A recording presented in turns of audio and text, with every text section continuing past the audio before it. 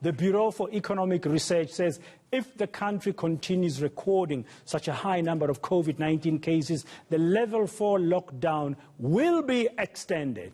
It's scheduled to end this coming Sunday, remember? Under level 4, restaurants are not allowed to serve sit-down meals and the sale of alcohol has been banned. Well, for more on this, to discuss the likely impact, we're joined now by the Bureau's Deputy Director, George Kershoff. George, good afternoon. Welcome to the Midday View. Thank you very much for your time. Well, the impact of level 4 lockdown on some industries like the hospitality industry, the tourism industry, obviously, with some limited travel restrictions, alcohol industry, restaurant industry, has been very huge. An extension, some may argue, might kill some businesses. Yes, that is very right what you are saying. It is indeed a very difficult position that the government is. You know, on the one hand, it has to do something to flatten the curve, so to give maximum chance for everybody that gets so sick that they have to go to hospital, to give them a chance. On the other hand, since the lockdown of last year in April to July, we see that the government is increasingly aware of the cost of such a strategy on the economy. And you refer to the sit-down in the restaurants, the alcohol sale ban. And I think it is everybody will be aware that this trade-off is extremely difficult. And if you ask an epidemiologist, they would certainly argue for even tighter restrictions, whereas economists and business people, restaurant owners would certainly favor lighter restrictions and argue, yes, the infections spread in households, it's not in restaurants, etc. It is very difficult, so we have to make It's a tough one to balance that whole argument of saving lives and saving livelihoods.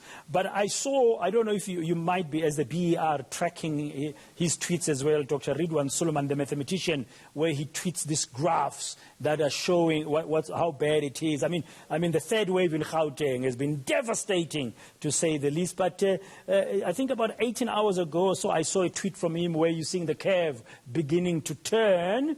You know, a little bit, the numbers are beginning to reduce. What we're dealing with now, it's what we picked up like 2-3 weeks ago. Could this give some hope and direction, helping the policymakers to maybe handle level 4 going forward differently, relax the restrictions a little bit? Yeah, I didn't see those figures that you referred to specifically, but for the first 4 days of this week, the number in Gauteng was slightly lower than last week, so that is very hopeful. But I wonder if the government has now started worrying about the rest of the country. In a sense, things are almost out of control in Gauteng, but they now try to protect the rest of the country, and therefore they close the borders of Gauteng to the rest of the country. So it is, the government is really sensitive about the economic implications, but they, on the other hand, as you rightly said, this is a very severe situation, and one has to do as much as possible. At the end of the day, it is us as a society that will determine this. And so when we make the forecast, we say, okay, we think given the numbers, even a slight slowdown in Gauteng, the fact that it can spread to the rest of the country, we forecast that it will be extended by another 2 weeks. This is different than saying it should be extended or it is the best thing to be extended. But that is definitely not good news for restaurants.